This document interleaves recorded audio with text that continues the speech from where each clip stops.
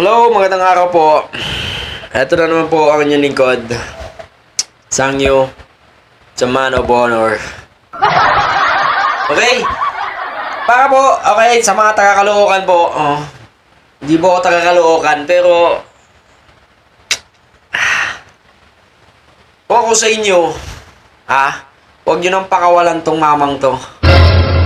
Consistent, mula, alam nyo kay Gloria, okay? Nilabanan niya ang korupsyon ni Gloria. Kaya nag-alsa. Ayun, nakulong. Okay? Tinuloy-tuloy niya yan. Hanggang sa makalaya siya. Okay? Hanggang sa ipardon siya ni Noynoy Aquino. Kasi nalaman ni Aquino, ni-review ni Aquino yung kaso niya, na tama siya.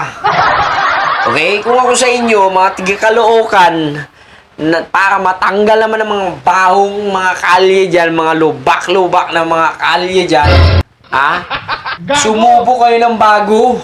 Biruin mo yung mga, mga kalye dyan, traffic.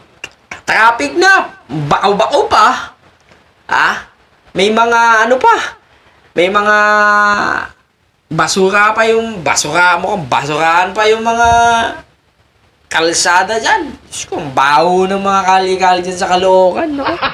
Gago! Kung ako sa inyo, pumili kayo ng bago. Kung hindi kayo nagreklamo, pili kayo ng bago. Eto na, napatunayan na niya na sa sarili niya yan, hindi yan magnanakaw.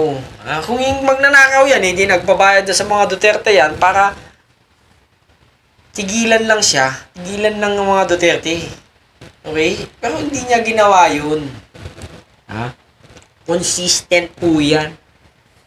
Kahit sino ka makapangyarihan ka pa, nilalabanan po niya. Kung ako sa mga taga-Caloocan, huwag nyo na pong yun tong si Trillanes.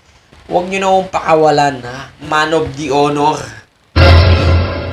Man of the Honor pong taong to. Subukan nyo, 3 taon lang naman Kung ayaw nyo, edi palitan nyo agad. Diba?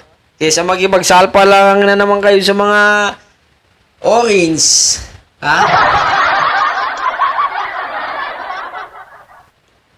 Ilang dekada na po silang namamahala dyan. Ilang dekada na po silang mayor, congressman, vice mayor. Nanteteng naman. Subukan nyo. Ang daming squatter dyan sa Caloocan na yan. Subukan nyo! Iwain natin ang kanyang sinasabi. Ituloy na tayo ng pagbabago dito po sa Caloocan. Mabuhay po kayo! Trabaho, babaan pamilyar, medisina, birthday gift.